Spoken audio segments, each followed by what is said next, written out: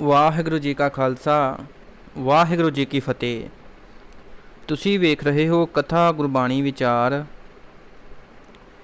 ਮਾਨ ਸਰੋਵਰ ਹੰਸਲਾ ਖਾਏ ਮਾਨਕ ਮੋਤੀ, ਕੋਇਲ ਅੰਬ ਪ੍ਰੀਤ ਹੈ ਮਿੱਠ ਬੋਲ ਸਰੋਤੀ।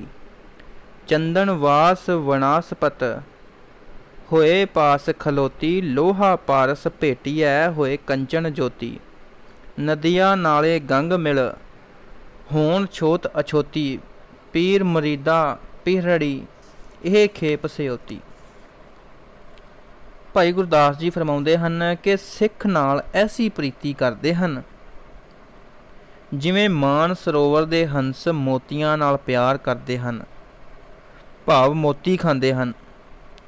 ਕੋਇਲ ਦਾ ਪਿਆਰ ਅੰਬਾਂ ਨਾਲ ਹੈ ਤੇ ਉਹਨਾਂ ਦੇ ਵਿਰਾਗ ਵਿੱਚ ਮਿੱਠੇ ਗੀਤ ਗਾਉਂਦੀ ਰਹਿੰਦੀ ਹੈ। ਚੰਦਨ ਦੀ ਸੁਗੰਧੀ ਨਾਲ ਸਾਰੀ ਬਨਸਪਤੀ ਝੂਮ ਉੱਠਦੀ ਹੈ। ਲੋਹਾ ਪਾਰਸ ਮਿਲ ਕੇ ਸੋਨਾ ਹੋ ਜਾਂਦੇ ਹਨ। ਨਦੀਆਂ ਤੇ ਨਾਲੇ ਗੰਗਾ ਨਾਲ ਮਿਲ ਕੇ ਪਵਿੱਤਰ ਹੋ ਜਾਂਦੇ ਹਨ। ਅੰਤ ਵਿੱਚ ਭਾਈ ਸਾਹਿਬ ਕਹਿੰਦੇ ਹਨ, ਸਿੱਖਾਂ ਦਾ ਪਿਆਰ ਹੀ ਉਹਨਾਂ ਦੀ ਪਵਿੱਤਰ ਰਾਸ ਪੂੰਜੀ ਹੈ। ਜਦੋਂ ਇਤਿਹਾਸ ਨੂੰ ਵਾਚੀਏ ਤਾਂ ਮਾਈ ਸਰਖਾਨਾ ਦਾ ਨਾਮ ਆਉਂਦਾ ਹੈ। ਆਪ ਗੁਰੂ ਘਰ ਵਿੱਚ ਬੜਾ ਸਤਿਕਾਰ ਪ੍ਰਾਪਤ ਕਰ ਚੁੱਕੀ ਸੀ। ਉਸ ਦੇ ਪਿਆਰ ਦੀ ਕਥਾ ਬੜੀ ਸ਼ਰਧਾ ਦਰਸਾਉਣ ਵਾਲੀ ਹੈ। ਉਹ ਪਿਆਰੀ ਦੀਵਾਨੀ ਸ਼ਰਧਾਲੂ ਤੇ ਅਮਰ ਆਤਮਾ ਹੋਈ, ਜਿਸ ਦਾ ਜਸ ਅੱਜ ਵੀ ਗਾਇਆ ਜਾਂਦਾ ਹੈ। ਕਿਸੇ ਗੁਰਸਿੱਖ ਪਾਸੋਂ ਮਾਈ ਨੇ ਗੁਰੂ ਘਰ ਦੀ ਸੋਭਾ ਸੁਣੀ। ਉਸ ਵੇਲੇ ਬੁਢੇਪਾ ਨੇੜੇ ਸੀ ਤੇ ਜਵਾਨੀ ਦੂਰ ਜਾ ਚੁੱਕੀ ਸੀ। ਧੀਆਂ ਪੁੱਤਰ ਵਿਆਹੇ ਹੋਏ ਸਨ, ਜ਼ਿੰਮੇਵਾਰੀਆਂ ਸਿਰੋਂ ਟਲ ਚੁੱਕੀਆਂ ਸਨ।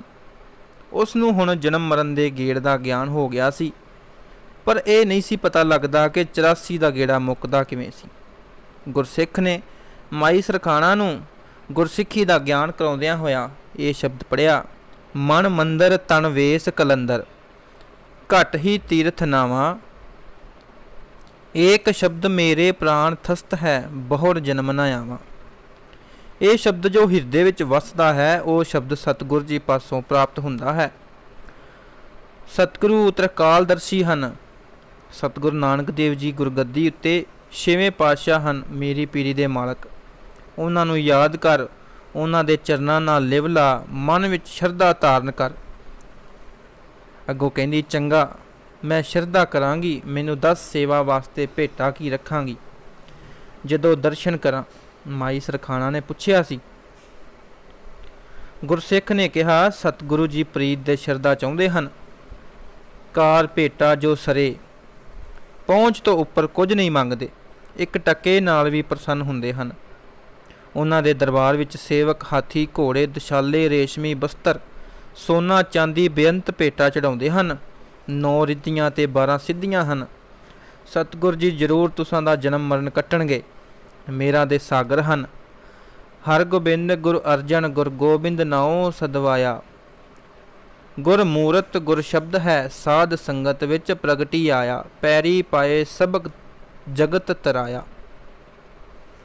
ਇਉਂ ਗੁਰੂ ਘਰ ਦੀ ਸ਼ੋਭਾ ਸੁਣ ਕੇ ਮਾਈ ਸਰਖਾਣਾ ਗੁਰੂ ਘਰ ਦੀ ਸ਼ਰਧਾਲੂ ਬਣ ਗਈ। ਉਸਨੇ ਧਿਆਨ ਕਰ ਲਿਆ ਕਿ ਗੁਰਸਿੱਖ ਰਾਹੀਂ ਸਣੇ ਮੂਲ ਮੰਤਰ ਦਾ ਜਾਪ ਕਰਨ ਲੱਗੀ। ਉਸ ਦੇ ਮਨ ਵਿੱਚ ਪ੍ਰੇਮ ਜਾਗ ਪਿਆ। ਮਨ ਦੇ ਨਾਲ ਹੱਥ ਵੀ ਸੇਵਾ ਲਈ ਉਤਸ਼ਾਹੀ ਹੋਏ। ਆਪਣੇ ਖੇਤਾਂ ਵਿੱਚੋਂ ਮੋਟੇ-ਮੋਟੇ ਗੁੱਲਾਂ ਵਾਲੀ ਕਪਾਹ ਚੁਣੀ। ਕਪਾਹ ਚੁਣ ਕੇ ਵੇਲੀ ਤੇ ਮੁੜ ਰੂੰ ਪਿੰਜਾਇਆ। ਰੂੰ ਪਿੰਜਿਆ ਗਿਆ ਤਾਂ ਸਤਿਗੁਰ ਜੀ ਦਾ ਧਿਆਨ ਧਰ ਕੇ ਕੱਤਦੀ ਰਹੀ। ਰੂੰ ਕੱਤਿਆ ਤੇ ਜੁਲਾਹੇ ਕੋਲੋਂ ਸ਼ਰਧਾ ਨਾਲ ਕੱਪੜਾ ਤਿਆਰ ਕਰਵਾਇਆ। ਬੁਢੇਪੇ ਵਿੱਚ ਲੰਮੀ ਉਮਰ ਦੇ ਤਜਰਬੇ ਨਾਲ ਬਰੀਕ ਅਤੇ ਸੂਤਰ ਦਾ ਕੱਪੜਾ ਰੇਸ਼ਮੀ ਕੱਪੜੇ ਵਾਂਗ ਸੀ।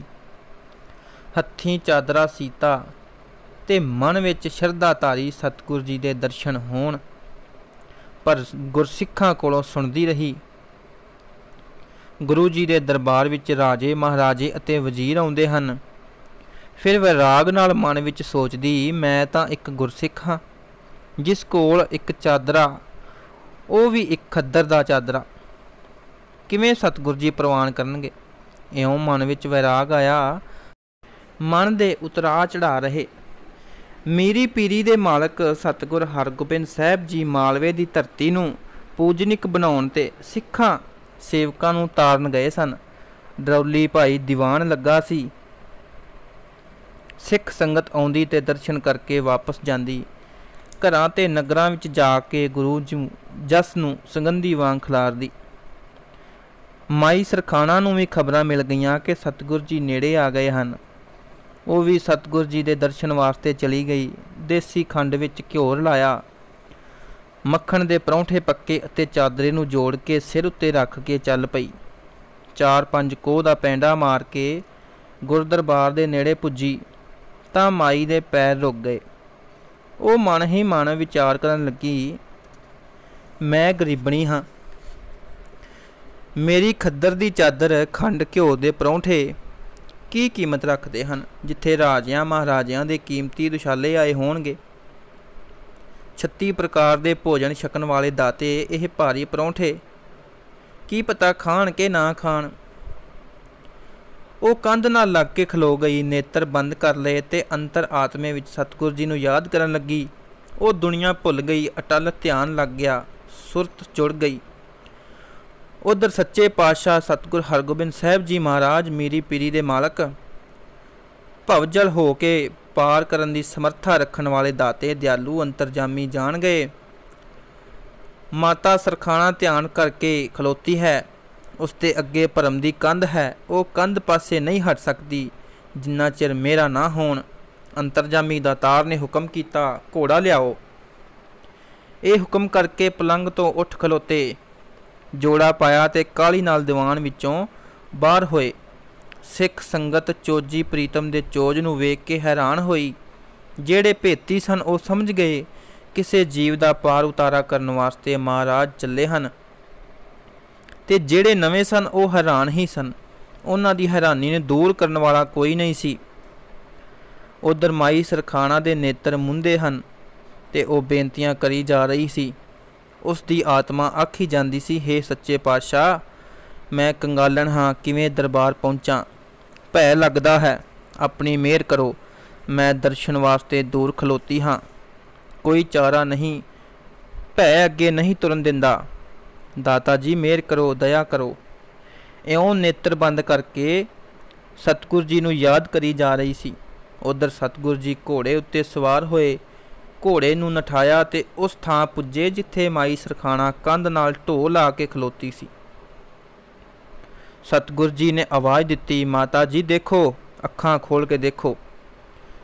ਸਤਿਗੁਰਾਂ ਦਾ ਇਹ ਬੋਲ ਸੁਣ ਕੇ ਮਾਈ ਨੇ ਅੱਖਾਂ ਖੋਲੀਆਂ। ਤੱਕਿਆ, ਉਹ ਦਾਤੇ ਘੋੜੇ ਉੱਤੇ ਸਵਾਰ ਖਲੋਤੇ ਸਨ। ਮਾਈ ਕਾਹਲੀ ਨਾਲ ਅੱਗੇ ਹੋਈ, ਚਰਨਾਂ ਉੱਤੇ ਮੱਥਾ ਟੇਕਿਆ। ਖੁਸ਼ੀ ਵਿੱਚ ਇੰਨੀ ਬੇਹਬਲ ਹੋ ਗਈ ਕਿ ਉਹਦੀ ਜ਼ਬਾਨ ਨਾ ਖੁੱਲੀ। ਉਹ ਬੋਲ ਨਾ ਸਕੀ। ਡੁੱਲਦੇ ਨੈਣੀ ਸਤਿਗੁਰਾਂ ਵੱਲ ਦੇਖੀ ਗਈ, ਦਰਸ਼ਨ ਕਰੀ ਗਈ। ਸੱਚੇ ਪਾਤਸ਼ਾਹ ਨੇ ਆਖਿਆ, ਚੰਗਾ ਮਾਤਾ ਜੀ, ਰੋਟੀ ਦਿਓ, ਅਸੀਂ ਖਾਈਏ, ਸਾਨੂੰ ਬਹੁਤ ਭੁੱਖ ਲੱਗੀ ਹੈ। ਤੁਸਾਂ ਨੂੰ ਅਸੀਂ ਉਡੀਕਦੇ ਰਹੇ, ਤੁਸੀਂ ਤਾਂ ਰਾਹ ਵਿੱਚ ਹੀ ਖਲੋਤੇ ਰਹੇ। ਮਾਈ ਨੇ ਬੁੱਕਲ ਵਿੱਚੋਂ ਘਿਓ ਖੰਡ ਵਾਲਾ ਛੰਨਾ ਅਤੇ ਪਰੌਂਠੇ ਕੱਢ ਕੇ ਸਤਿਗੁਰਾਂ ਨੂੰ ਫੜਾ ਦਿੱਤੇ।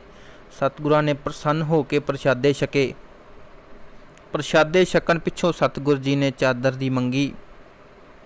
ਮਾਈ ਨੇ ਚਾਦਰ ਗੁਰੂ ਜੀ ਦੇ ਅੱਗੇ ਭੇਂਟ ਕਰ ਦਿੱਤੀ। ਮਾਈ ਨੇ ਦਰਸ਼ਨ ਰੱਜ ਕੇ ਕਰ ਲਏ ਸਨ। ਮਨ ਦੀ ਸ਼ਰਧਾ ਪੂਰੀ ਹੋ ਗਈ ਸੀ। ਮਾਈ ਨਿਹਾਲ ਹੋ ਗਈ। ਉਹਦਾ ਜਨਮ ਮਰਨ ਦਾ ਗੇੜ ਖਤਮ ਹੋ ਗਿਆ। ਦਾਤੇ ਨੇ ਆਪਣੀ ਕਿਰਪਾਲਤਾ ਨਾਲ ਮਾਈ ਸਰਖਾਣਾ ਨੂੰ ਅਮਰ ਕਰ ਦਿੱਤਾ। ਸਤਿਗੁਰ ਜੀ ਮਾਈ ਸਰਖਾਣਾ ਨੂੰ ਤਾਰ ਹੀ ਰਹੇ ਸਨ ਕਿ ਪਿੱਛੇ ਸਿੱਖ ਆ ਗਏ। ਹਜ਼ੂਰੀ ਸਿੱਖ ਨੂੰ ਸਤਿਗੁਰ ਜੀ ਨੇ ਹੁਕਮ ਕੀਤਾ, ਮਾਤਾ ਜੀ ਨੂੰ ਦਰਬਾਰ ਵਿੱਚ ਲੈ ਆਓ। ਇਹ ਹੁਕਮ ਕਰਕੇ ਆਪ ਦਰਬਾਰ ਵੱਲ ਪਧਾਰ ਗਏ। ਮਾਤਾ ਸਰਖਾਣਾ 2 ਦਿਨ ਦਰਬਾਰ ਵਿੱਚ ਰਹਿ ਕੇ ਦਰਸ਼ਨ ਕਰਦੀ ਰਹੀ। ਉਸ ਦਾ ਕਲਿਆਣ ਹੋ ਗਿਆ। ਉਸ ਮਾਈ ਦੇ ਨਾਮ ਉੱਤੇ ਅੱਜ ਉਸ ਦਾ ਪਿੰਡ ਸਰਖਾਣਾ ਮਾਲਵੇ ਵਿੱਚ ਮਸ਼ਹੂਰ ਹੈ। ਵਾਹਿਗੁਰੂ ਜੀ ਕਾ ਖਾਲਸਾ, ਵਾਹਿਗੁਰੂ ਜੀ ਕੀ ਫਤਿਹ। ਸੰਗਤ ਜੀ, ਜੇਕਰ ਤੁਹਾਨੂੰ ਇਹ ਕਥਾ ਚੰਗੀ ਲੱਗੇ ਤਾਂ ਇਸ ਨੂੰ ਲਾਈਕ ਅਤੇ ਸ਼ੇਅਰ ਜ਼ਰੂਰ ਕਰਿਓ ਅਤੇ ਹੋਰ ਨਵੀਆਂ ਵੀਡੀਓਜ਼ ਦੀ ਅਪਡੇਟ ਲਈ ਚੈਨਲ ਨੂੰ ਸਬਸਕ੍ਰਾਈਬ ਕਰ ਲਵੋ ਤਾਂ ਕਿ ਤੁਹਾਨੂੰ ਸਭ ਤੋਂ ਪਹਿਲਾਂ ਨੋਟੀਫਿਕੇਸ਼ਨ ਮਿਲ ਜਾਵੇ ਵੀਡੀਓ ਦਾ। ਅਤੇ ਜੇਕਰ ਕਥਾ ਵਿੱਚ ਕੋਈ ਭੁੱਲਣਾ ਹੋ ਜੇ ਤਾਂ ਦਾਸ ਨੂੰ ਮਾफ़ ਕਰਨਾ। ਵਾਹਿਗੁਰੂ ਜੀ ਕਾ ਖਾਲਸਾ, ਵਾਹਿਗੁਰੂ ਜੀ ਕੀ ਫਤਿਹ।